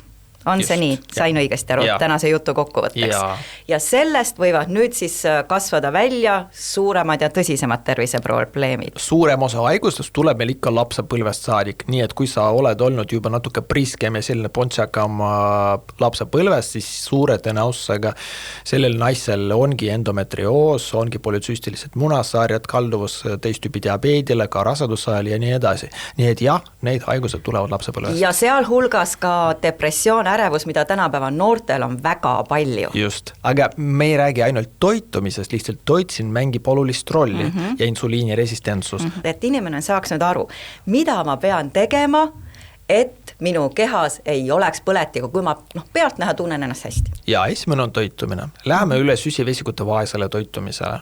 Vähendame või välistame oma menüüst riisi, kartulid, pastad, teravilju, leivalisi kõikides vormides. Sõltumata sellest, kas tegemist on muhu leivaga või mingi muu taolise asjaga, vahet ei ole. Või tatraleib, absoluutselt vahet ei ole. Tarbime vähem puuvilju, igasugused magusaid jogurteid, kohukesi, kohupiimakreeme, šokolaadi, mahlasid ja kõike seda. Asendame neid valgu, rikka ja rasvarikka toiduga. Liha, kala, kana, munad, kohupiim, kodujuust, tofu võib ka olla, oad, pigem mustatoad ja roheline herdes, need on kõige süsivesikute vaesemad. Neid võib sisuliselt süüa piiramatud koguses, sõltumata sellest, millised haigused teil küljes on. Ka neeruhaigused, ka mis tahes veel, et see otselt ei mõjuta. Rasva, lisame rohkelt tervislikke rasvu, talu või pekk, hapukoor, kohupiim, seda kõike palun sööge, avokaado, õli, pähklid, seened. Kohupiim siis maitsestamata? Maitsestamata, just. Sööme harvem. Sööme mitte 3 põhikorda ja 2-3 vahepaala, vaid 3 korda kokku ja lühame söömisakna sees. Oleme mitte 7-st, ma ei tea, 8 või 9, nagu keskmine inimene praegu sööb, ma mõtlen 7 hommikul 8 ja õhtul, kus on hästi pikk söömisaken, 14 tundi või 9 või 10. Aga lühendame seda söömisakent kas või 10 tunnini, et sööte oma hommikusööki kell 6 ja õhtusööki kell 8 ja õhtusööki kell 6 siis. Teeme pastupäeva kord 10 päeva tagant. Viibime õues piisavalt palju. Vähemalt tund aega, ka isegi ilma päikeseta, sest päike pärsib söögiisu, vähendab põletikke ja vähendab depressiooni ja nii edasi. Käime saunas vähemalt 2-3 korda nädalas, veel parem 5-6 korda nädalas, 15-30 minutit, 70-80 kraadi. Teeme trenni. Keskmiselt 3 korda nädalas, jõutrenn on kohustuslik, oma keha raskuskummi lint või mingid muud trenniliigid, jõutrenn peab olema. Lisaks sellele aeroobne venitusharjutused ja HIIT, kõrge intensiivsusega intervalltreening, mis kestab 10-15 minutit ja lihtsalt kõrged mingid hüpped, kätekõverdust ja sellised asjad. Prioritiseerime und, läheme magama talvel veel varem, võrreldes suvega, 8 võib juba magama minna, nagu Brian Johnson, 8, 9, 2-3 tundi enne magaminekut summutame või hämardame tuled, ostame punaseid prille, mis blokeerivad sinist valgust ja paneme neid kella 7 pähe. 3 tundi enne magaminekut ei söö. Mediteerime, laulame, palvetame, loeme mantrasid, käime kirikus. Sest see on siis oluline oma vaimse tervise hoidmiseks. Just, see on vagusnärvi, kõik mis on vagusnärvi stimuleerimisega seotud selle uitnärviga, mis on pikaealisuse närv, mis leevendab igasuguseid ärevust, depressiooni ja pikendab eluiga. Ja mis meil veel jäi, toksiinid ja EMF. EMF on see sama elektromagnetvälik, kus me praegu oleme. Ma seda EMF meetrit ei ole võtnud kaasa, aga muidu oleks... Ja meil on siin 3 kaamerat. Ja nii, et kõik need juhtmed, kõik see dirty elekter, must elekter, et sellest me kahjuks lahti ei saa. Ja toksiinid, kosmeetika, eriti see, mida me paneme üle kogu keha, ihupiimad, neid sisaldavad igasugused, või kui te käite massaažis näiteks ja teid masseeritakse õlidega, vaadake üle, mida see õli sisaldab, eks. Kui seal igasuguseid, ma ei tea, 20 koostisaine, see suure tõenäosusega ei ole see õige õli, sest neid sisaldavad hormonaalsed disruptorid, aineid, mis imiteerivad teie kehahormoone ja põhjustavad kaalutõusu seal hulgas ja ka kuni viljatuseni välja. kõik. Issand, see kõik, mida te praegu rääkisite, tänapäeva maailmas on peaaegu võimatu elada, et seda kõike järgida, kas te ise teete seda? Pool umbes sellest teen. No, vaat. Et me hakkame seda episoodi doktor Saadi lõpetama, aga üks väga oluline küsimus on mul tegelikult, millega enamus inimesi oma päeva alustab. Ja see on see, et pannakse käima kohvimasin ja enne kui süüakse, kui tehakse üldse mitte midagi muud, kaasa arvatud ma ise juba üle 3 aastakümne, kõigepealt ma joon kohvi ja tavaliselt 2 suurt tassi. Nii, mida see nüüd inimese kehaga teeb? Ja Brit räägib mulle kogu aeg, kuidas ma ei tohi seda teha, see on tulnud välja mitmes episoodis, siis ma ütlesin, tee mulle puust ja punaseks selgeks, miks ma ei või. Siis ma hakkasin ennast harjutama, et ma siis joon decaffi või seda decaffi, no see oli paras lurr. Nii, ma tahan teada, mida ütlete teie nendele inimestele, kes alustavad oma hommikut kohviga ja söövad kunagi hiljem? Ja ma ise kohvi ei joo, et joon põdrakanepiteed näiteks. Ühes kontekstis ma tahaks sellest rääkida, et kofeiin enamusele meist provotseerib, soodustab veresuhkru tõusu. Ja see on otsene tee ülekaalule. Kui te joote kohvi, eriti sageli tühja kõhuga, see tõstab noradrenaliini ja kortisooli taset. Ja kui te teete seda pidevalt, et see kahjuks võib soodustada kaalus juurde võtmist. See võib ajada natuke rohkem ka kortisooli üles hommikul, kuigi te seda ei vaja. Et te ei vaja sellist keskendumist ja mingit võitle või põgene reaktsiooni tüüpi just momenti hommikul. Nii et sellest lähtuvalt pigem hommikul stimulaatoreid ei määraks. Te võite neid kasutada pigem päeva jooksul väikses annuses siis, kui teile neid vaja on. Aga siis seegi vajab analüüsi, miks teil seda vaja on. Kas te halvasti magasite? Kui te joote seda ainult no see on lihtsalt meeldiv tegevus, siis ei näe sellest midagi halba, aga võib-olla asendaks tõesti kofeiinivaba kohviga, et kortisooli eriti, mida vanemaks me jääme, seda rohkem ei tahaks seda kortisoolisüsteemi liigselt stimuleerida, sest see kulutab meid ära, et me kulutame ennast sellega ära. Selge, et kohvil on väga palju häid kasulikke efekte, aga kohv on sisuliselt toksiin meie jaoks, taimne toksiin, sellepärastki mõned näiteks lähevad kohe tualetti. See on see hea asi hommikuti. Ja, aga see on selle toksiini mõju, et keha tahab sellest lahti saada ja veel see kohv on diureetilise toimega, et ajab vett välja veel, et see ei pruugi ka paljudele sobida. Nii et siin on iga ühe valik, ma ei ütleks 100% ei, kui te talute kohvi hästi ja kui te näiteks teete geenitesti ja te kofeiini töötlete ka normaalselt, et ei ole aeglane kofeiini metaboliseerija, siis võib olla okei, 1-2 tassi, aga jah. Ma veel lisaks siia kohvi juurde seda, kuna jälle see on seotud minu Smart Detoxiga, kus ma inimesi siis võõrutan nii-öelda toidusõltuvusest ja peale seda ma soovitan neil teie juurde pöörduda, siis kohvi on väga tõsine narkootikum. Ja kui me alustame Smart Detoxis, esimene asi lähevad välja alkoholid, magusad joogid ja kohvi. Ja ma ütleks, et see kohvi ärajätmine inimestel on nii keeruline, et nad on valmis mulle kätega kallale tulema, ilma naljata. Ma olen saanud isegi sõimata väga julmalt selle pärast, et ma võtan neilt ära kohvi. Ja see näitab seda ja see, millised vaevused inimestel tekivad, kui nad kohvi ära võtavad, meeletud peavalud, mõnel isegi totaalsed migreenid, ristluvalu, liigeste valud, tohutu väsimus tuleb välja, sest et nad on kogu aeg harjunud selle stimulandi peal elama, nad saavad aru tegelikult, kui kurnatnud nad on, sest et nad võtavad ära selle stimulandi. Ja mis on veel üks väga oluline aspekt, mida ma olen puhastuste juures märganud, on just seesama, et kohvi sunnib meid minema tualetti, aga ta jätab tegelikult soole seintesse kogu selle jääkaine alles, sest et ta sunnib väga kiiresti väljutama ja tegelikult sooleseinad on selle nii-öelda katuga jätkuvalt koos, sest et seal puuduvad kiudained, seal puudub see reha, mis see soolt puhastab.